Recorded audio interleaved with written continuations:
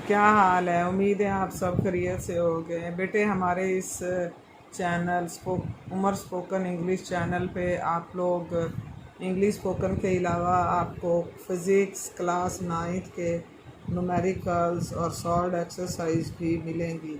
आपने हमारे चैनल्स को लाइक करना है, सब्सक्राइब करना है और शेयर करना है। चलें बेटे हम स्टार्ट करते हैं। आज हमारा न्यूमेरिकल नंबर 6.1 है। तो बेटे सबसे पहले हम डाटा लिखते हैं। डाटा में बेटे एक स्प्रिंग है, वो उन्होंने स्ट्रेच किया है। बताएं स्प्रिंग को स्ट्रेच किया जाता है तो उस स्ट्रेच करने से स्प्रिंग की जो लंबाई है उसमें 20 मिलीमीटर का इजाफा होता है। बेटे आपने हुक्स लॉ पढ़ा है इस चैप्टर में। जो स्प्रिंग की लंबाई होती है उसको हम एक्स से इंडिकेट करते हैं और वो 20 मिलीमीटर है। और आपको मालूम है लेंथ का यूनिट हम मीटर में लेते हैं, इस वजह से हमने इसको मिलीमीटर को मीटर में कन्वर्ट करना है। तो -3 के साथ हम इसको मल्टीप्लाई करवाएंगे तो ये हमारी एक्सटेंशन मीटर में आ जाएगी। इसके बाद बेटे उन्होंने हमें फोर्स दी है। फोर्स हमारे पास है 40 न्यूटन।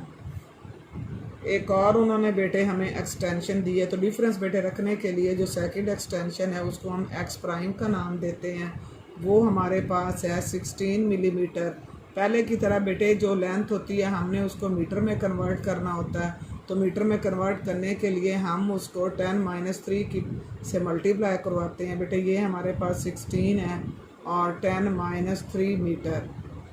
अब फाइंड, उसके बाद बेटे हमने लिखना होता है फाइंड। फाइंड में हमने क्या मालूम करना है। पहले पॉइंट पे वो हमसे पूछ रहा है कि स्प्रिंग कांस्टेंट जिसको हम के से इंडिकेट करते हैं वो मालूम करना है। और दूसरे पॉइंट पर वो हमसे करता है कि कितना वेट हम स्प्रिंग के साथ लगाते हैं। तो बेटे वेट भी एक फोर्स होती है, इस वजह से हुक्स लॉ के अकॉर्डिंग हमने ये फोर्स जो है वेट मालूम करनी। अब उसके बाद सोल्यूशन है।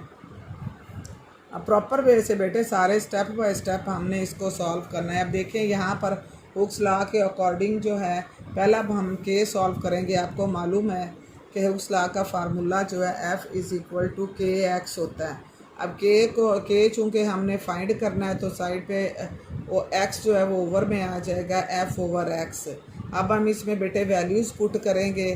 तो बेटे आप वैल्यूज़ पुट करें। देखें फोर्स हमारे पास कितनी है। फोर्स हमारे पास 40 है और x हमारे पास वो बेटे लिखा हुआ डाटा में हमने 20 एक्सपोनेंशियल -3।